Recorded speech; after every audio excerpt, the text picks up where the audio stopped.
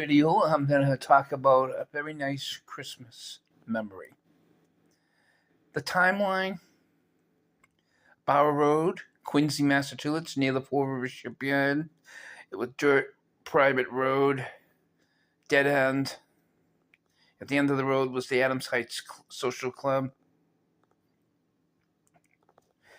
Back where it was off the main road, it was near the Bird King, right in Quincy, right off the Quincy Braintree line. Once again, near the Four Rivers Shipyard. The area has been a lot more developed since we moved that away. And enough on that. I just want you to know where the story was happening. Again, it was Christmas Day, 1980s. I've already opened my gifts.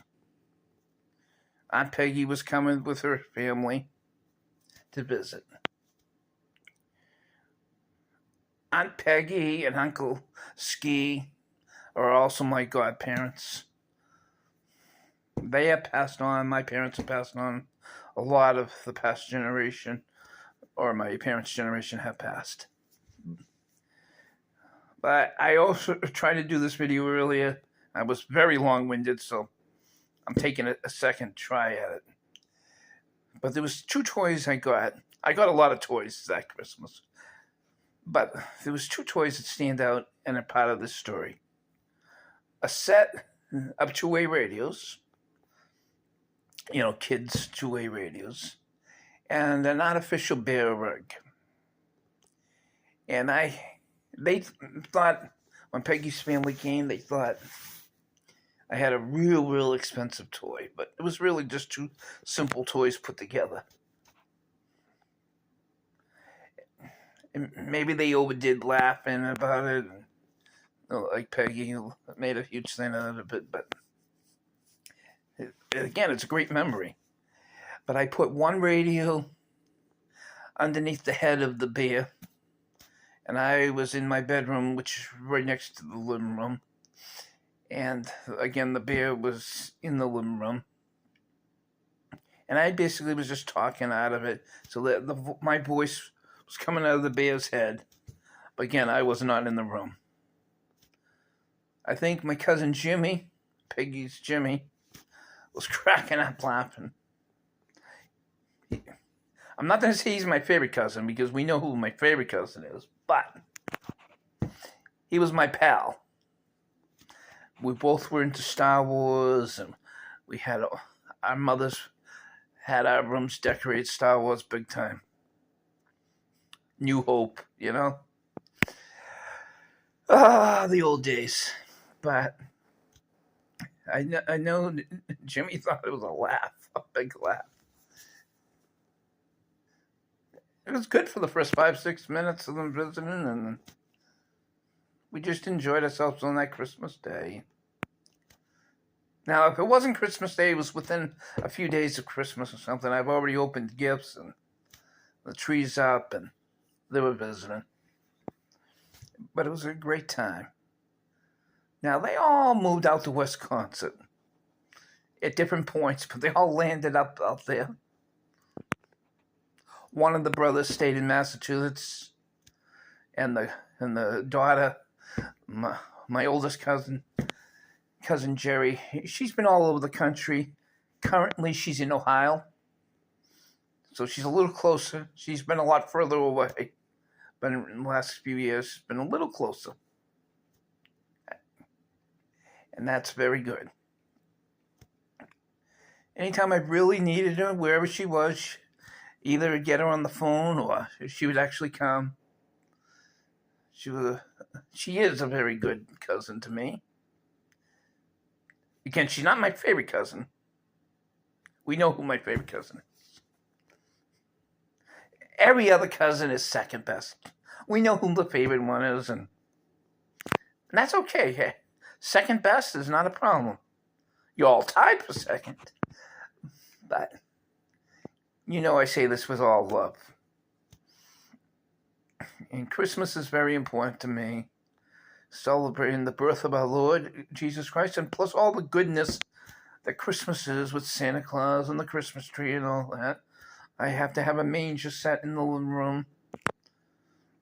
with that incredible scene of the birth of Christ, baby Jesus. And I'll be setting stuff up in my apartment. I will be moving out of this apartment before we celebrate another Christmas, but Christmas 2024, I'm going to be where I am currently, and that'll be all good. First half of next year, changes are coming. I'm sad about the changes in the sense of not only myself and so many others losing Eastern Nazarene College, but the good city of Quincy losing Eastern Nazarene College. But I do remember that Christmas, and it was a fun one. It was fun.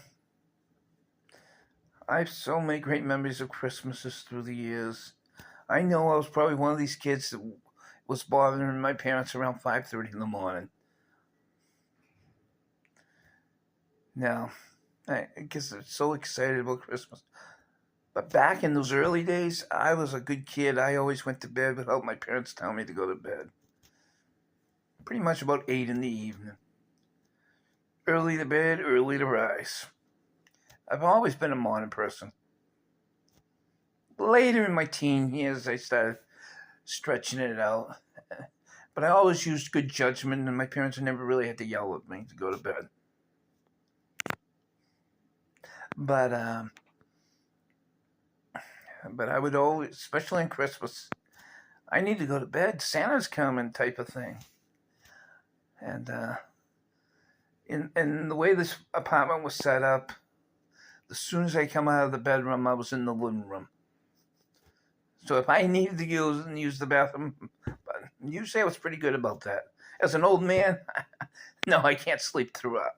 But back as a kid, I could go to bed at 8, mostly fall asleep within a few minutes, and wake up the next morning. But yeah, it would be 4:30, 5 o'clock. I'd wake up, and I know I needed to be a good kid. But I probably would cut through the room and see, kind of preview it, but hit the bathroom and stuff. At some point, bother my parents, who probably, again, I'm waking up at around 5 in the morning. They probably went to bed at 4 in the morning after having like a Christmas Eve party at the house. And I go to bed with that party going on. I'd be the only kid there. I'd say, it's 8 o'clock, I'm going to bed. And I was pretty good about it. That's good memories too. They was like saying to Donna and Tom, young Tom or little Tom at the time, you don't even have to tell me, just go to bed. I mean, it did help. Christmas was happening. Santa Claus would be coming during the overnight. I better go to bed. But I was pretty disciplined about that for a good while. Some point in my teens, I kind of pushed it a little bit more. But I was always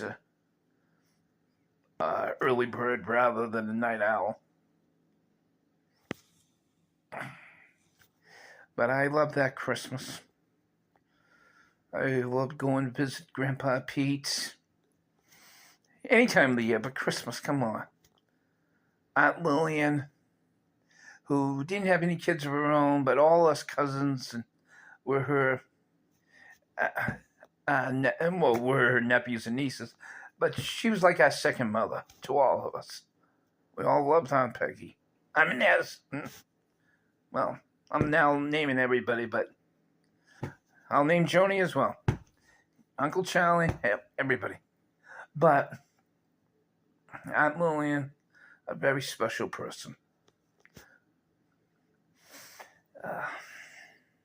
She helped a lot of people, and she worked at the Perkins School for the Blind in Watertown, Massachusetts. And when she died in 2011, the president of the school got so much emails and other forms of contact with folks that were affiliated with Perkins through the years. And wherever in the world they were, they heard about Lillian Peterson passing away. So many people reached out to the school, and the school at the wake reached out and told the stories. how much Lillian affected people. And Lillian was one of the best. She would give the different kids in the family, as well as others in the family, dirty looks when she didn't approve of something. And you could tell you crossed it. You crossed her. You know? That dirty look was punishment enough.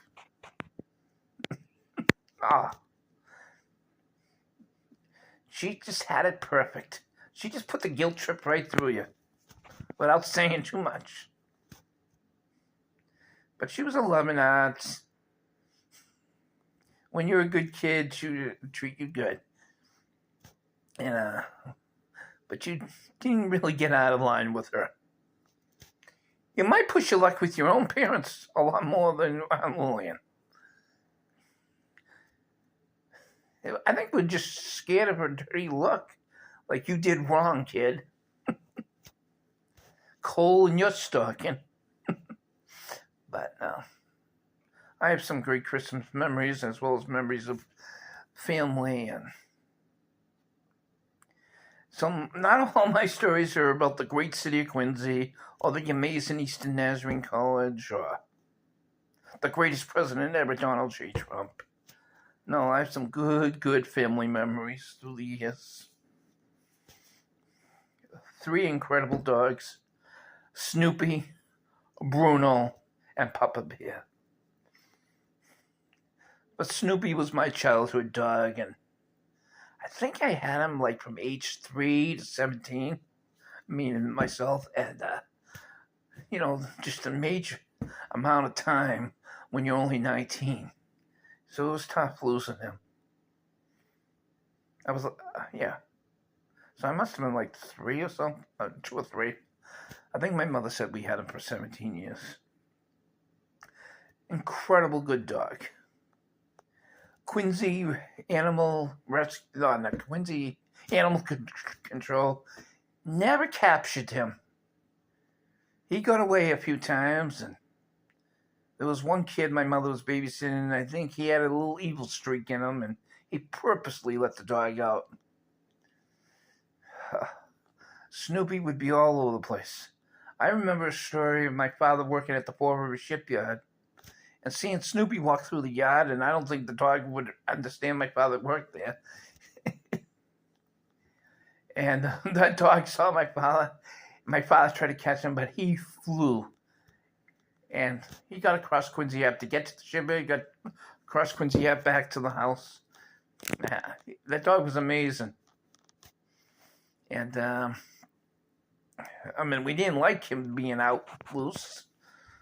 Sometimes, again, most of the time it was mistakes. But that kid had an evil streak in him. My mother was not a big fan of him. His younger brother was okay, and the parents were okay. But this kid had some issues. A weird sense of humor. I hope for the best for the old man now, but he had his problems. But I think he was still a good kid, but he was a little crazy. And I know crazy, by the way. I am Crazy Tom. And some folks can call me Crazy Cousin Tom. Well, I love Christmas, and I just wanted to say all this. I was going to keep it to 8 to 10 minutes, and now it's 14 minutes. I don't follow a script. I just figure out a theme or topic I want to talk about, and I take 10 or 15 minutes to talk about it. Everybody, have a good one, and I hope that during this Christmas season, November and December, you have a very Merry Christmas. Thank you, and God bless you.